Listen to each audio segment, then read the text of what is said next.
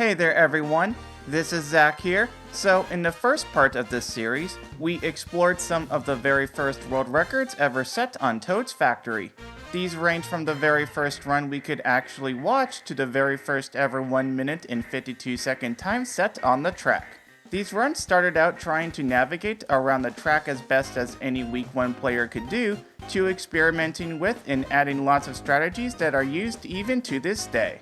And today, we continue this world record deep dive into the 152 territory, seeing what it took to reach the first ever 151. So what did these players do? Well, let's find out.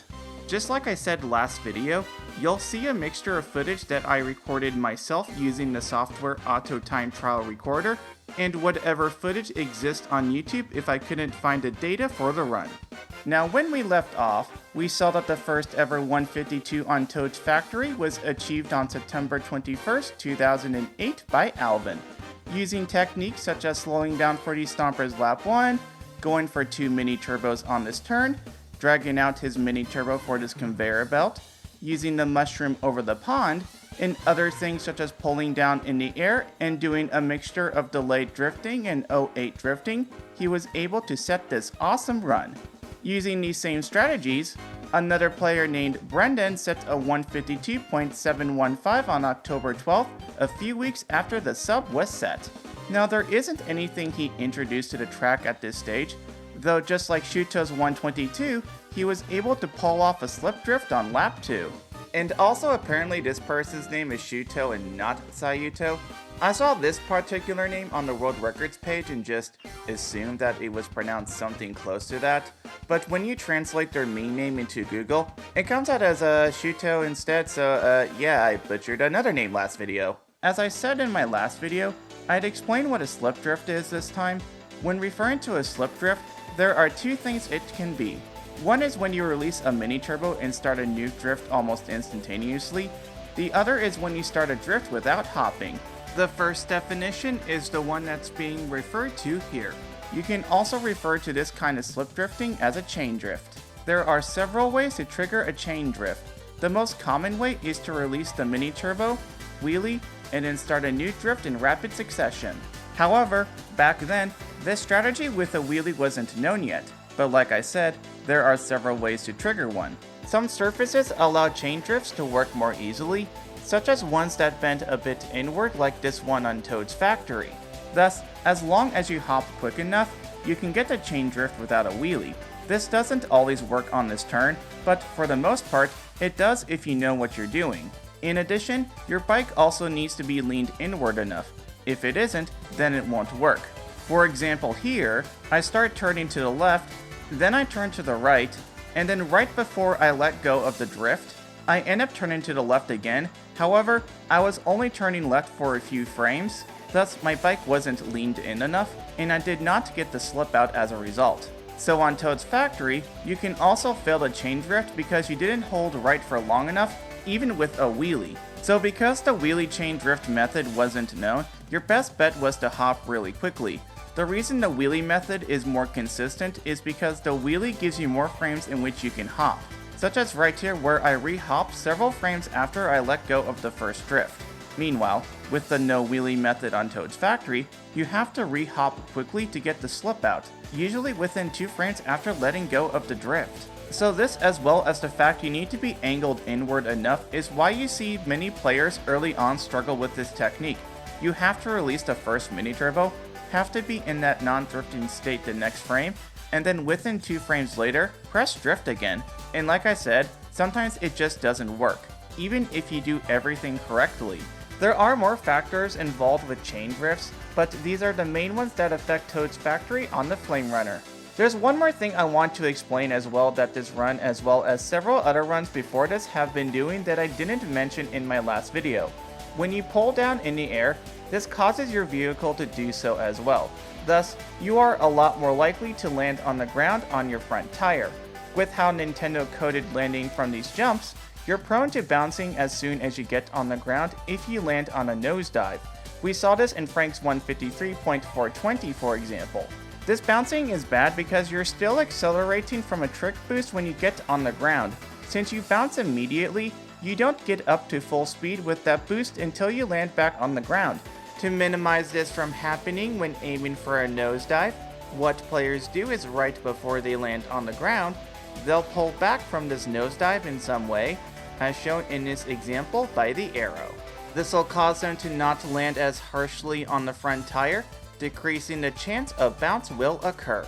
While hard to see due to the low video quality, if you look carefully, you can see that in Brendan's run, Funky's bike is tilting back slightly before touching the ground each time he lands from a trick. So in future runs, you'll see people keep trying for this slip drift as well as try to minimize the chance a bad landing will occur. The next run Brendan set was a 692 on November 1st, which, unfortunately, we don't have any footage of, though his next run, a 612 set a few days later, we can watch. And it has one of the most critical strategy changes that was really slowing down records at this time. Rather than slowly drag themselves underneath the stompers, Brendan introduces this strategy of zigzagging around them. This is faster because while you don't use the entire conveyor to move faster speed-wise, you still use some of it and don't have to wait so long to go underneath the stompers anymore. Which, I'll be honest, I'm surprised it took over 6 months for this strategy to be found in the first place. It feels like such a simple idea to conceive. Just crossing paths like this is a lot faster than waiting for so long to go underneath the stompers. But then again, there's plenty of things that seem basic nowadays that weren't used at the time. And like I said in the last video, Mario Kart Wii was a very different experience from the other games before it. The groundwork had to be built back up from the start.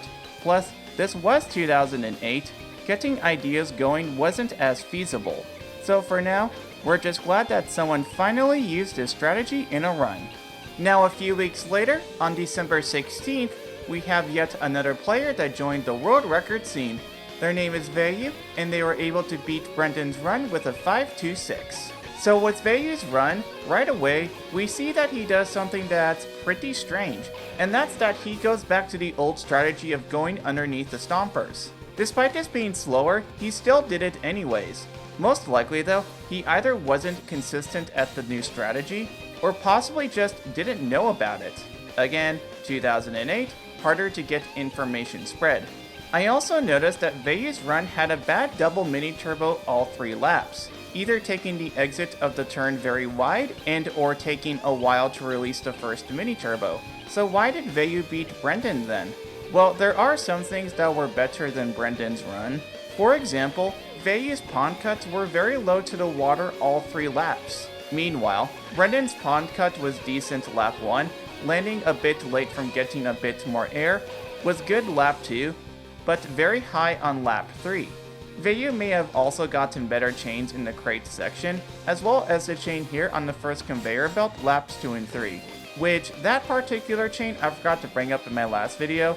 This one is not as impactful as the one in the crate section, but regardless, this chain still matters. Plus, the rest of the driving was about the same level as Brendan's, so really, it was the pond cut and possibly chains that contributed to this world record run.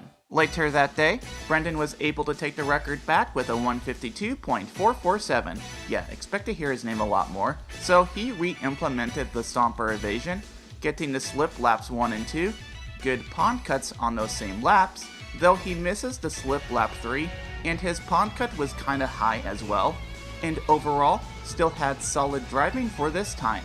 Now I want to explain another thing that Brendan has been starting to do in his runs, and that is delaying his trick as late as possible in the air. You see, in Mario Kart Wii, there's a 23 frame window in which you can trick. This ranges from 13 frames before getting into the air up to 10 frames after doing so. If you press trick before getting into the air, you'll get it out as soon as you are. Meanwhile, you can press it afterwards and still get one out as long as it's not too late. However, the later you do it, the lower the trick becomes. This is useful because you get back on the ground sooner. By delaying the trick, you can end up saving time on many trick ramps. With Brendan 715, for example, the trick animation came out as soon as he got in the air on the first ramp. But with his 447 though, the animation started later, thus saving time. So as of now, he's getting better at delaying his tricks. This strategy is one of the most useful and common ones in Mario Kart Wii, and is something you'll be seeing consistently on Toad's Factory from here on out. A few days later, we have yet another player named GBN who improved the world record with a time of 152.443 set on December 29th. This was also the only world record they ever set in Mario Kart Wii. Now, GBN introduced a faster stomper evasion strategy. Before, Brendan was going around the second stomper with one continuous wheelie to the turn ahead. However, GBN instead goes further to the right than Brendan, and then counter hops off the conveyor belt to charge the mini turbo afterwards. This saves time for two reasons. One, by going further right, GBN is able to get onto the conveyor belt sooner. And two, by hopping off the end of it, you maintain the speed boost for longer while in the air. You see, you lose that extra speed from the conveyor belt as soon as you touch the ground from leaving it. If you just wheelie off it like Brendan did, the speed boost will be lost immediately, as shown by the velocity metrics. But, if you hop off the end of one, you retain that extra speed until you land back on the ground.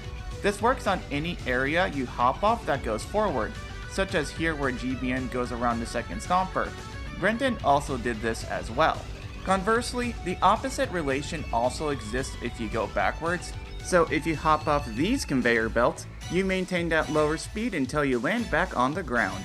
So GBN saved time over Brendan because of these two factors. In addition, they use this hop on lap 2 to keep the additional speed for longer. Because you're so close to the turn ahead, it's faster to start charging the mini turbo now to get it out sooner. There's also another strategy that's been used throughout the track in the past several world records, which I've been waiting to explain when I could show you all a run with an input viewer. If you look at the input viewer very carefully, on the first turn, GBN begins holding diagonally right as opposed to hard right, yet still gets the mini turbo out right away. This technique is called soft drifting. By holding diagonally on the joystick, or just a little bit outward from the center in some way, you can widen your drift, but get the mini turbo charged just as quickly. This is useful because you can charge a mini turbo more quickly on a wider turn.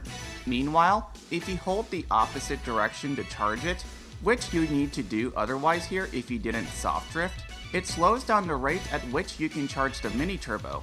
GBN also soft drifts with the double mini turbo as well. And like I said, this strategy has already been used, such as by Brendan and Vayu. In addition to all of these strategies, GBN did some things very well, such as getting the chain here laps 1 and 2, and getting to slip all 3 laps, thus allowing him to get a time just fast enough to beat Brendan. Now obviously Brendan wasn't gonna let someone else hold the crown here, so using his faster conveyor techniques, 2 days later on New Year's Eve, he got the crown back, ending the year with a 152.436. So let's recap on what has happened to Toad's Factory in the game's opening year. The record started out on day 2 as a 158.977, improved by several seconds over the next couple of weeks, and then by the end of the year was at a mid 152. There were tons of strategies discovered during this time. Basic techniques such as pulling down in the air, delayed drifting, and soft drifting were gradually being used to overall improve the driving. Large time-saving techniques like evading the stompers were also being used at this point. And we had many talented players during this time constantly working to push the track down as far as they could. So what was in store for the track in 2009? Well, entering the year, the first record set on Toad's Factory was set by, you guessed it, Brendan, improving his time to a 3.75. The most notable thing in this run is that rather than hopping off the conveyor laps 2 and 3, Brendan chooses to instead hop later, but charge the mini turbo akin to how GBN charged it. Despite the fact that in his previous run, Brendan used this faster strategy. If I had to guess, he wasn't aware that this hop preserves the speed boost. He was focused on charging the mini turbo and thought this was a much faster and better way to charge it. With a time of 152.373, another player named, and no idea how to pronounce it, Zero, who achieved their first world record on Toad's Factory. So what did they do? Well, instead of staying to the right of the first stomper, Soro drives directly to the conveyor belt, hops onto it, and faces right. By doing this, they can also use the speed boost from the very beginning of the conveyor belt. In addition, they added a wheelie here in the mud section, and then hop to cancel the wheelie before going into the air. Doing this lowers the trick, which you can see right here in this comparison. Soro also adds a wheelie here on lap 2, and then drifts off the ramp to correct their line. So these two strategy improvements allowed them to get their first ever world record. Now in true Brendan fashion, he wasn't gonna let his number 1 go for long, so once again, on the same day, he took the crown back with a 2:06, which was quite a decent improvement from before, about a 1/6 of a second. He added in the faster lap 1 strat around the stompers, and once again hopped off the end of the conveyor belt to charge his mini turbo on the second turn. With all these changes, the 151 dream was becoming more and more of a reality. For the next few records set, there weren't any strategy improvements. Brendan later improved his time to a 194, with Saron soon afterwards tying that record. One of the world record recorders, Mine's Kart, made this cool side-by-side comparison video to honor this occasion. This was the first time the world record on Toad's Factory was shared by 2 people, which actually got tied on Valentine's Day 2009. Well, I guess this means they're lovers now. Right after though, Brendan broke off this relationship and secured the throne to himself again with a 140 on February 19th, and then a 092 on the 22nd. Getting the sub was ever so close now. You had Brendan and Soro battling it out trying to get the first ever 151. Both had set multiple world records already in February alone, pushing the track from a mid 152 to a low 152 in such a short time span. Getting the sub was gonna take everything it took, and there was a lot they had to deal with, such as those one-frame chains, the slip drift turn that sends you super wide if you miss it, the pond shortcut, the stompers, just a lot of stuff in general. So who would get it?